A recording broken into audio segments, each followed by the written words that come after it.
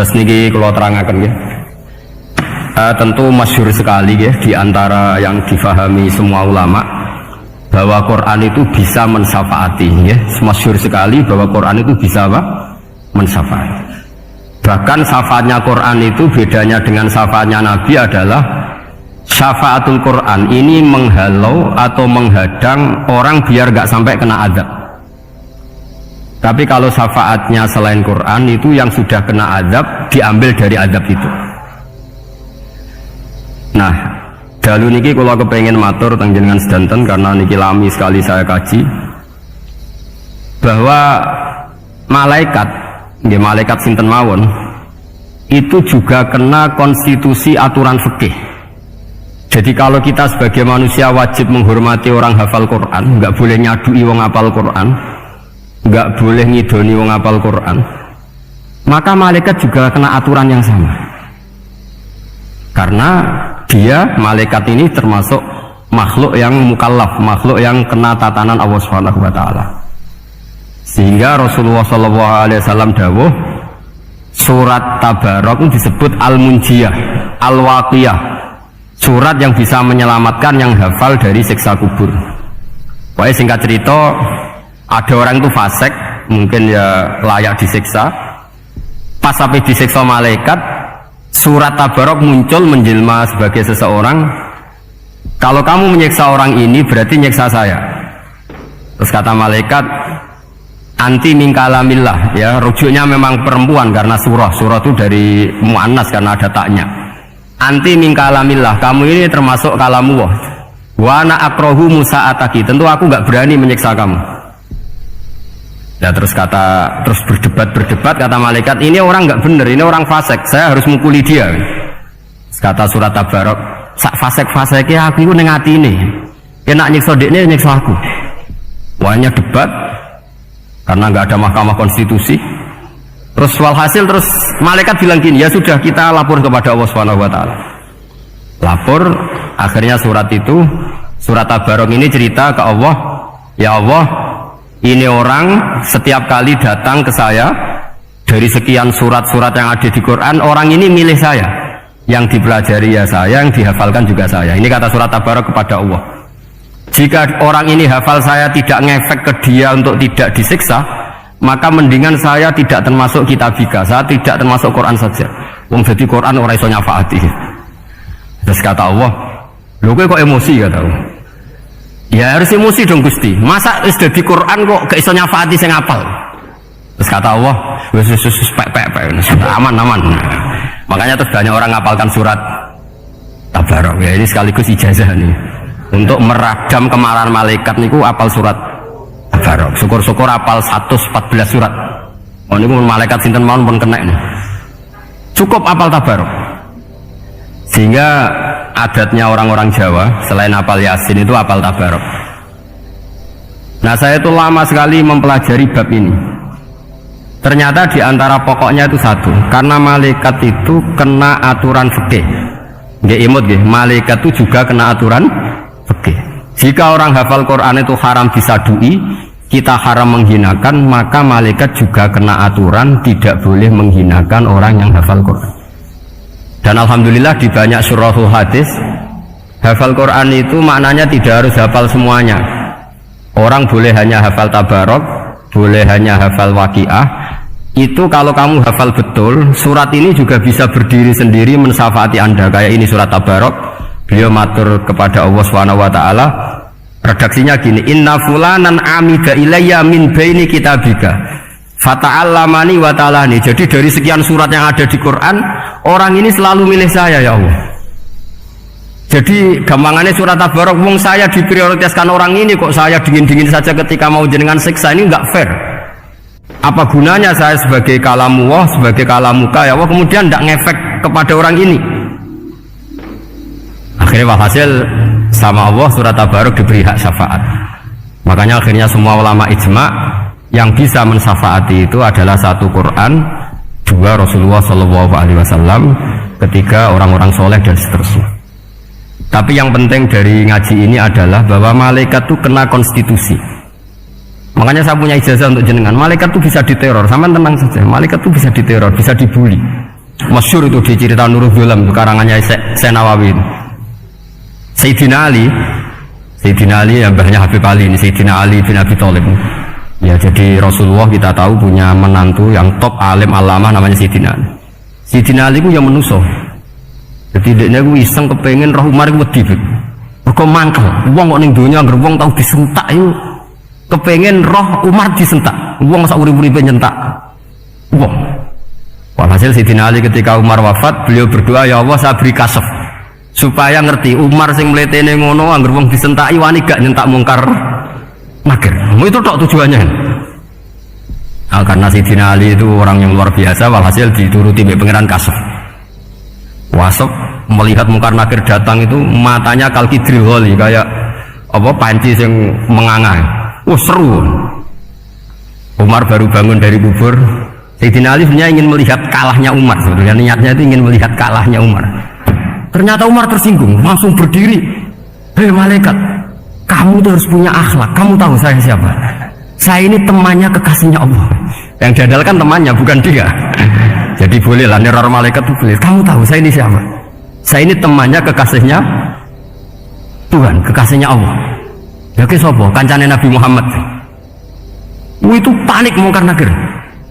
Panik terus matur Allah, ya Allah ini ada orang yang saya teror malah saya diteror. Siapa dia? Umar, temannya kekasihmu. Kata Allah, ya kowe yo sing di akhlak sithik mosok ambek kancane Nabi gitu. Semenjak itu terus sopan, ya kok mungkar nakir. Tapi Sayyidina Ali gagal ngelihat Umar kalah. Padahal cita-citanya kepengin Umar itu sekali-kali kalah. Jadi ada sekian cara untuk apa kalau dibahasakan untuk meredam malaikat. Masyhur ada ulama alim alamah pekerjaannya mengajar tauhid. Ngajar tauhid lah, mungkin tauhid primbon sampai tauhid apa. Ketika meninggal sama malaikat masih ditanya marbuka, manabuka dan seterusnya. Imam Malik datang, hei malaikat, ini guru tauhid, saurip-uripe mulang tauhid, kowe ora tau mulang kok takok sing tukang mulang. Sing sopan. Ya sudah enggak usah tanya. Jadi cerita seperti ini mungkin orang lain boleh nggak percaya, tapi itu mudawwan, dibukukan di beberapa kitab, dan saya percaya itu karena secara umum kaidahnya adalah ala inna awliya Allahi la khaufun alaihim walahum yahzan. Tetap lahumul busyra fil hayati dunya fil akhirah. Hanya kalau wali itu ngalami ketakutan ketemu mungkar nakir, berarti dia tidak punya busyra fil akhirah. Padahal para wali ini dijamin punya busyra, mendapatkan gembira di dunia, juga mendapatkan gembira di akhirat. Artinya kalau para wali ngalami ditanya mungkar nakir, setuakut, apa mana bayang no kepuyah-puyah, wah itu lahumul busyra. Jadi makanya nyaman nanti kalau ditanya mungkar nakir, marbuka, saya guru tauhid, ngajar di Qudsiyah kelas 6. Harus jelas. Saya kalau ditanya juga gitu, saya guru Minhajul Abidin, ngajar di Habib Ali, Minhajul Thalibin, harus jelas. Kalau Pak Najib lebih gampang, ketua menoro. Lebih gampang lagi. Nggak apa-apa. Kalau karena malaikat itu ternyata mukallaf itu kena aturan hukum, nggak boleh dia selonang-selonong, kena aturan hukum. Makanya fa inna Allah ta'ala la yu'adzibu qalban wa al-Qur'an. Allah tidak akan menyiksa hati yang ada di Quran. Kalau orang hafal Quran sampai mati, artinya dia membawa Quran. Dan artinya apa? Malaikat kena aturan tidak boleh melecehkan orang yang membawa Al-Quran. Sehingga surat Tabarak nggak terima, ini orang ini hafal saya, kalau kamu mukulin dia kena saya. Tapi ini orang fasik, tapi saya di situ, kalau mukulin dia kena saya. Akhirnya kompromi terus konsultasi di Allah. Akhirnya dibenarkan surat Tabarak. Ya, terus ini sudah clear guys, lolos ya, mungkar nakir lolos, baru kayak surat apa?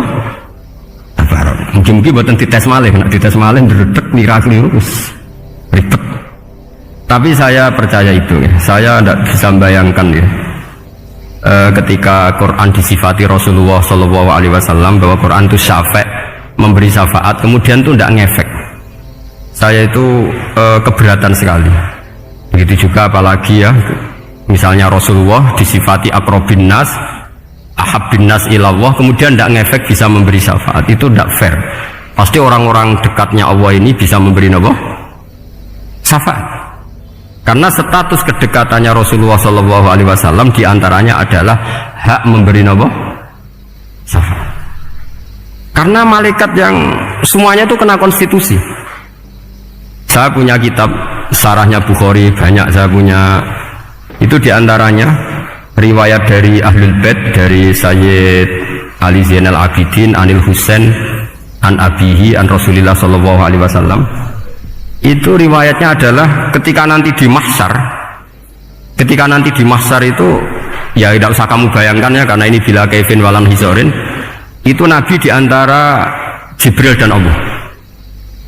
Kemudian tentu yang akan masuk surga itu orang-orang yang sudah jelas surganya, kayak para nabi, para wali, para habaib, para orang-orang pilihan, itu jelas surganya. Tapi apa yang terjadi? Allah itu, ya tentu Allah zat yang maha tahu, sudah sangat tahu. Itu Nabi usulnya itu hanya satu, Ai Rabbi. Saya masih apal teksnya, memang tak apalkan karena ini tak mau tak pakai senjata untuk ketemu para malaikat. Bukan ya Rabbi, kalimatnya Ai Rabbi. Ai Rabbi ibaduka abaduka fi atrofil ardi. Loh Gusti, yang nyembah jenengan bukan hanya orang kudus tok, bukan orang menurut tok, bukan madrasah-madrasah elit tok, bukan sekolah-sekolah anggulun tok. Banyak orang yang di tengah hutan juga nyembah jenengan, banyak orang yang kerja di Korea juga nyembah jenengan, banyak orang dengan segala kemiskinannya juga nyembah jenengan. Tidak hanya orang-orang mainstream ini yang nyembah jenengan. Akhirnya Allah ini terus nyari orang-orang yang gak jelas alamatnya, gak jelas statusnya, tapi di hatinya hanya masih nyembah Allah Subhanahu wa Ta'ala. Ini termasuk berkah dari rahmatnya Rasulullah Sallallahu Alaihi Wasallam. Jadi nanti yang jelas ya tentu akan dapat surga karena posisinya jelas. Yang nggak jelas diusulkan sama Rasulullah, Ai Rabbi ibaduka abaduka fi atrofil ardi. Itu luar biasa. Saya pernah ke Korea itu haru karena di sana ya ada yasinan, ada dibaan. Padahal kerja di negara ateis. Itu kalau mereka sholat, itu nyuri waktu makan sholatnya itu di kamar mandi. Ya jangan bayangkan kamar mandinya kayak di sini yang sempit juga. Kamar mandi di kota-kota itu kan mungkin lebih bagus dibanding kamar tidur jenengan. Kayak di hotel-hotel itu kan kalau santri so ngantuk. Saking mewahnya, jadi bisa kadang ada yang tanya, masa Gus kamar mandi nek gue sholat mau cuili? Iwak kamar mandimu ini kamar mandi. Ya sering ditanya saya itu sholatnya sah apa enggak sih? Sah, semuanya gitu tak jawab sah terus. Dan itu yang nanti diusulkan Rasulullah Shallallahu Alaihi Wasallam, Ai Rabbi ibaduka abaduka fi atrofil ardi. Di luar orang-orang yang mainstream itu ya Allah, banyak orang yang menyembah jenengan. Saya tuh pernah nangis ketika di Bandara Jakarta ketemu orang wireng, serai melarat, jelas melarat, wireng.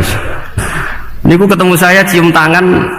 Gus saya ini itu habis dari Selandia Baru, kerjanya dia itu ikut mancing gitu, mancing ikan tuna di Selandia. Kalau saya di tengah laut itu sampai 2 bulan. Hiburan saya itu hanya ngaji jenengan lewat YouTube. Coba orang di tengah laut ngaji. Wah itu seneng pojok bumi. Jadi ini umat Rasulullah Shallallahu Alaihi Wasallam. Mana kalau suwon jenengan yakin saja terhadap syafaatnya Quran. Karena semua malaikat itu kena aturan. Di antara aturannya adalah tidak boleh menyiksa orang yang di hatinya ada Al-Quran. Fa innallaha ta'ala la yu'adzibu qalban wa al-Qur'ana. Karena Allah tidak akan menyiksa hati yang ada di Quran, yang ada Qurannya. Sehingga memiliki jelas gini riwayat sangke Ibnu Katsir. Supaya pulau percaya, apalagi ini didawuhkan Rasulullah Sallallahu Alaihi Wasallam bahwa surat Tabarok adalah disebut munjiyah, penyelamat, juga disebut wakiyah, penjaga. Lalu biasanya orang-orang yang nggak percaya syafaat itu pertanyaannya adalah, kan manusia itu wa alaysa lil insani illa ma sa'a, manusia itu hanya bisa membawa bekal apa yang pernah dilakukan.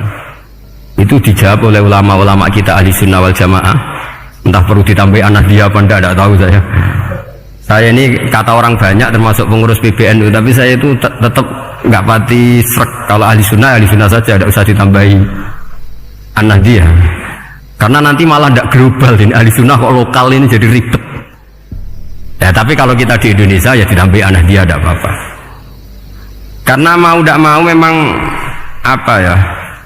dalam hal ikramus sahabah mungkin kita dengan Wahabi itu sama-sama ikramus sahabah. Tapi dalam hal percaya wasilah kita ini ada miripnya dengan Syiah, karena Syiah percaya wasilah, NU percaya wasilah. Tapi dalam bab ikramu kulli sahabah Beda kita dengan Syiah, fa innas Syiin itu ada sahabat yang dihormati, ada yang enggak. Akhirnya terus kita karena itu terus bikin ahli sunnah An-Nahdiyah, karena Wahabi itu ya ahli sunnah tapi enggak percaya apa? Wasilah.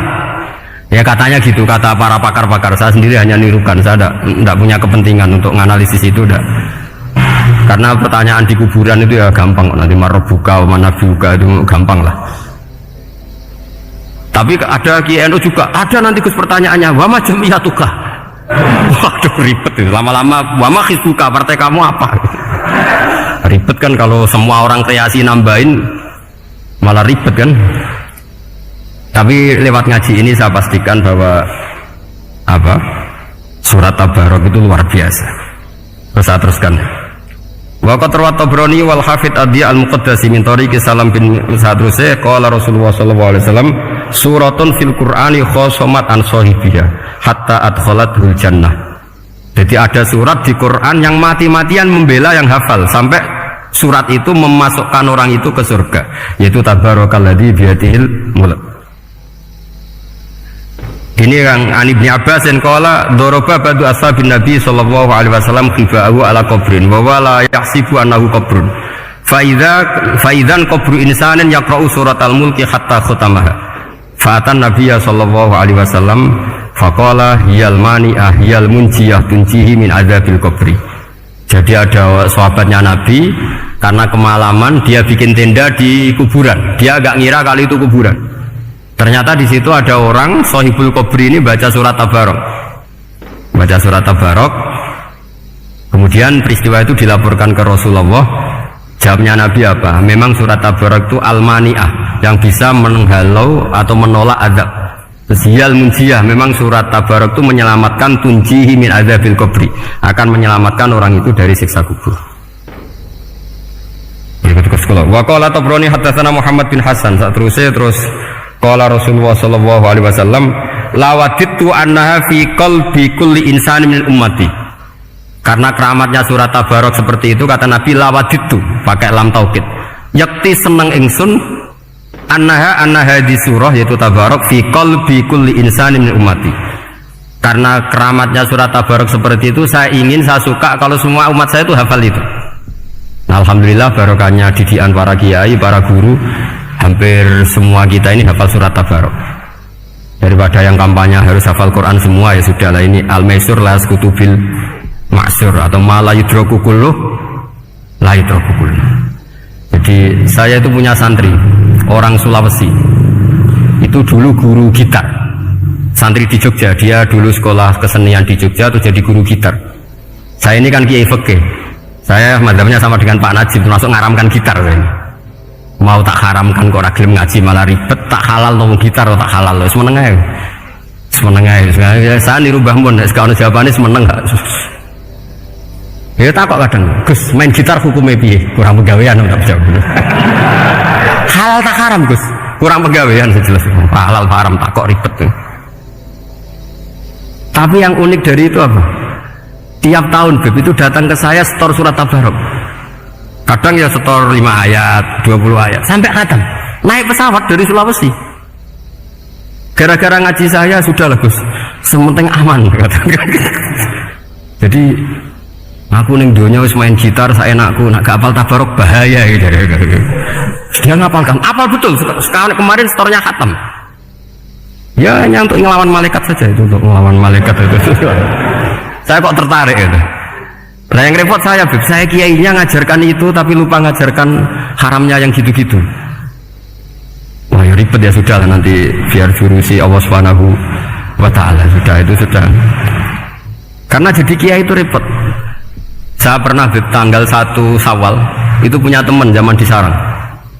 Wonge wis wireng kriting soer, wis wireng kriting. Jarang ke saya tanggal 1 Syawal kecuali pas itu. Ternyata datang tuh karena teman saya, semakan senior saya, mau teko mau ngijazah saya. Gus, kowe nak dadi kiai sing hati-hati. Ojo geman dalil sing kira iso nglakoni. Ono pun. Dia itu datang ke saya berarti tanggal 2 sore. Dia itu pas Idul Fitri itu pidato. Man soma Ramadan wa atba'ahu sitan bin Syawal faka'annama somat dahrokullah. Itu orang lugu-lugu poso. Bareng tanggal loro-loro pas wandekne rokokan. Semua lugu-lugu, wah rugi bah aku poso jebule jenengan ra kena dinut. Jadi semuanya yang poso 6 hari itu ngikuti kiai itu. Ternyata pas disowani pas rokokan, rugi bah aku anut jenengan. Tak nut poso jebule jenengan gak poso. Aku yang meneng ngene, lha opo kowe dalil ngono barang ngono lha opo ora iso nglakoni. Makanya ini hati-hati para kiai, nek dalil sing ora iso nglakoni ora usah. Nak khutbah id ora usah cerita poso 6 hari, kok malah diciri orang. Ya cerita wae wong nak berposo dosane di sepuro insyaallah, pokoke yang gampang-gampang saja. Nak dolan ning gone wong awan-awan dosa ganggu. Nak dolan sombong gak gelem silaturahim. Wae ngomong yang umum-umum saja. Jangan dalil poso 6 apa? Hari itu sekali ada yang anut ternyata kamu tidak bisa, wah itu repot ya. Jadi saya berharap sekali keyakinan guru-guru kita bahwa Al-Quran mensyafaati itu kita terima an ilmin wa an bayinatin wa an hujatin. Kita bukan sekedar terima karena itu dawai guru enggak, tapi satu bayinah, yaitu logikanya adalah malaikat itu mukallaf itu kena aturan hukum. Jika manusia kena aturan hukum harus menghormati orang hafal Quran, maka malaikat juga kena aturan yang sama, yaitu harus menghormati yang hafal Quran. Jadi boleh kamu nanti ketemu malaikat mungkar nakir, sertifikat Iqra khatam, qiraati khatam, syahadah saya hafid terbaik. Ya supaya dia enggak sembarangan nyiksa kita. Wah aku yakin mesti gak wani, yakin jajal sebenarnya. Tapi sampean matur, ojo tes tapi. Karena sekali dites bulet tuh. Ya jadi ini jelas ya dawuh Nabi ketika cerita keramatnya surat Tabarok, dawuh Nabi lawaditu annaha fi qalbi kulli insanin min ummati.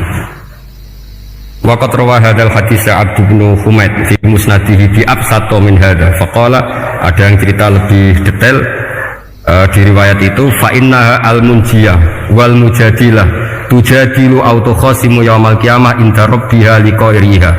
Nah ini lebih gampang lagi. Surat Tabarok itu mati-matian bela yang baca. Semoga riwayat ini yang benar, bukan li hafidhiha tapi liqairiha. Sama milih riwayat yang hafal apa yang baca? Baca apa hafal? Baca apa hafal? Korupsi kafe. Jadi ada riwayat itu tujadilu autu khosimu yaumal qiyamah inda rabbiha liqari'iha. Bagi yang baca tidak harus hafal. Wa tatlubulahu ayun jiyahu min adzabin nar wa yunjiya biha utawayan sahibaha min adzabil qabri. Jadi surat ini akan mati-matian bela yang membaca. Tadi kan riwayatnya hafal, jadi saya terjemah hafal terus.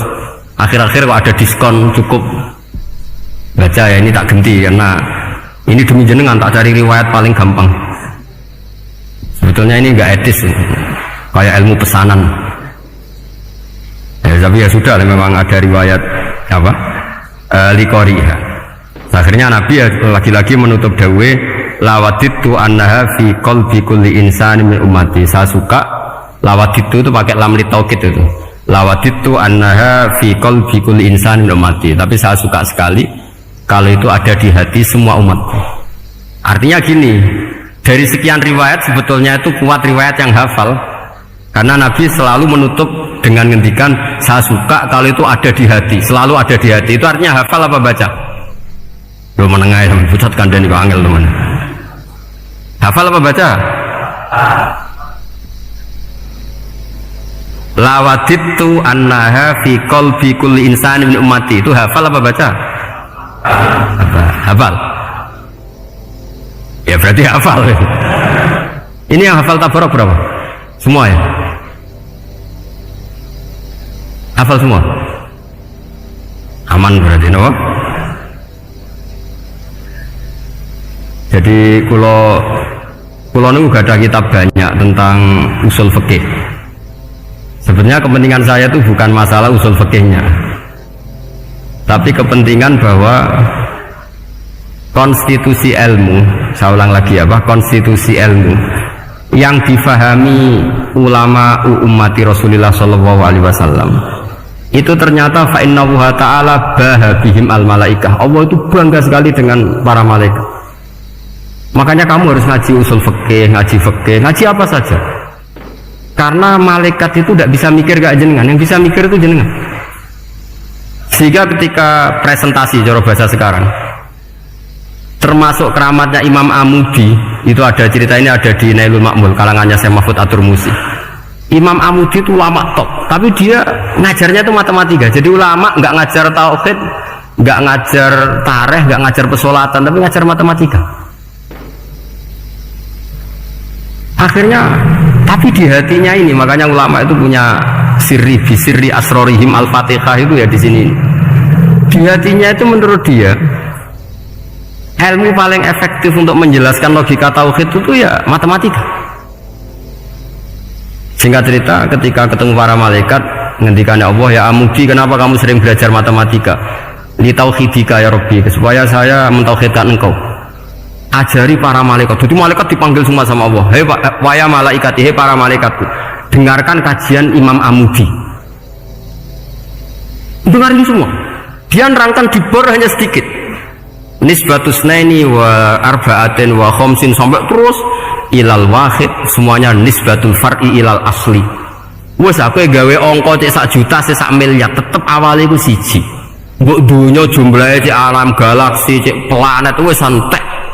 Tetep asal usulnya siji. Kabeh iku pengembangan nisbatul far'i ilal asli. Liyane zat sing wahid iku kabeh far'un, cabang mintil kal wahdah. Malaikat manduk-manduk kabeh ya, kabeh iku kok Allah. Jadi angka sebanyak apapun itu ya nisbatul far'i ilal asli. Jadi 2 ya enggak asli, yang asli 1. 5 ya sama, 1 miliar ya sama, 1 triliun semua. Berapapun jumlahnya bilangan, semuanya adalah far'un minal wahid. Terus kata Allah, oh ini loh ulama aku pinter tenan orang tauhid. Nah, malaikat kan monoton. Pokoknya wiridan sudah gitu dok. Akhirnya padahal malaikat ini pernah nggak terima ketika ulama itu masuk surga duluan, karena kan wiridan ini lama malaikat. Tapi ternyata apa? Kata Allah, wiridan terus wajar gak di nafsu. Manusia tak kei nafsu jeeling aku. Akal terbaiknya dipakai untuk saya, kata Allah, yaitu untuk litauhidi, untuk mentauhidkan saya. Itu Imam siapa? Amudi. Jadi dia.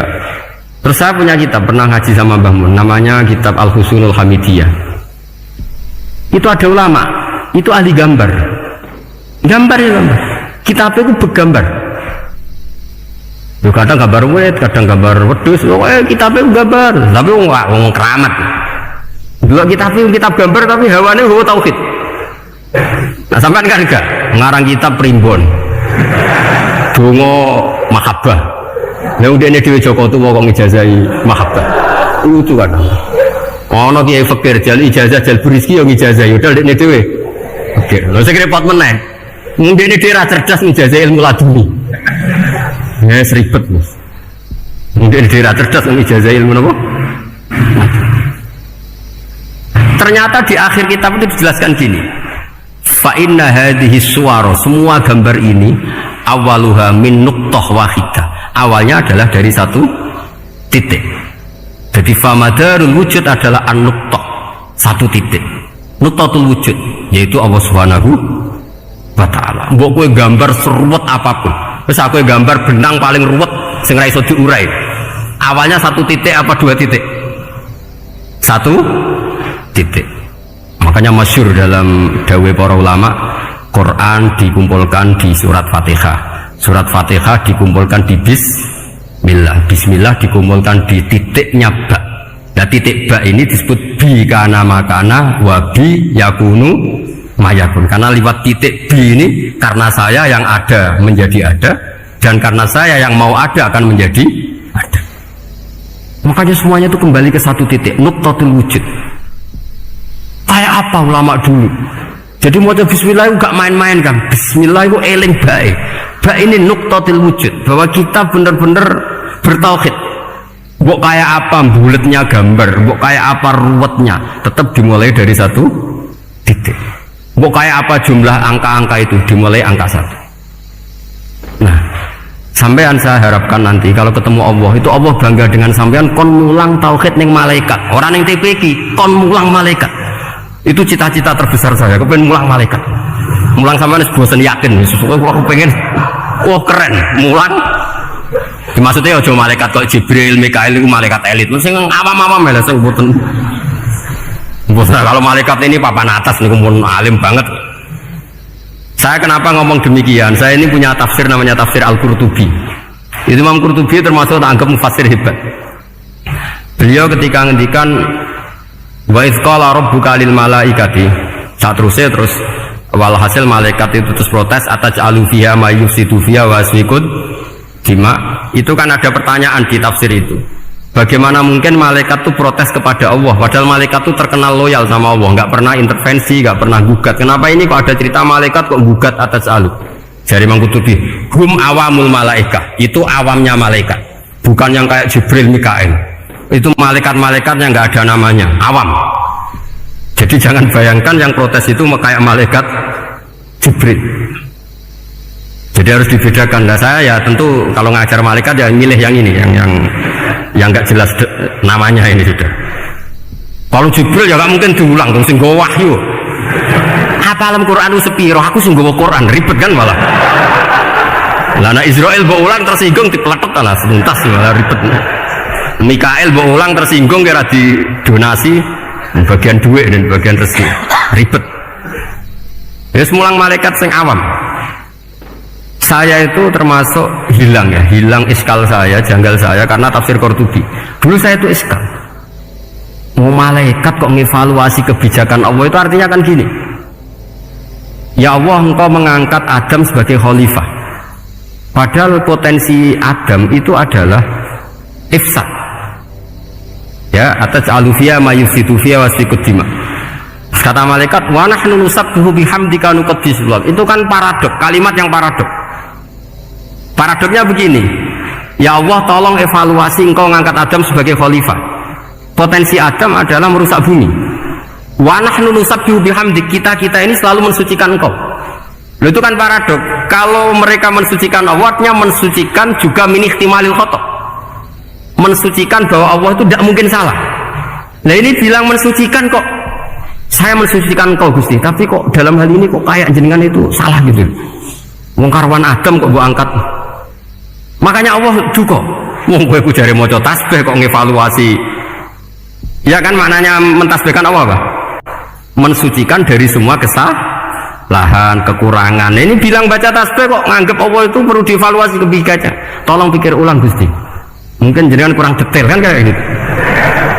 Akhirnya Allah tersinggung. Masyhur itu di tafsir-tafsir. Meskipun tafsir itu sebagian Israiliyat, yang keterusan itu rodok Israiliyat, tapi cara kula rodok setuju Israiliyat yang rodok gitu. Itu kan masyhur itu akhirnya. Nah apa alasannya Adam kok salah? Bani Adam tentu akhirnya Adam ini kemudian berganti ke Bani Adam. Dan itu jadi perdebatan ahli tafsir. Apakah dhamir itu harus kembali ke asal? Apa boleh ke pengembangannya?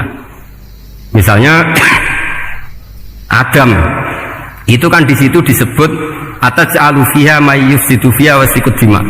Padahal Adam yang nabi ini nggak pernah yusfikud dima, nggak pernah yufsid fil ardi, juga nggak pernah wa yasfikud dima.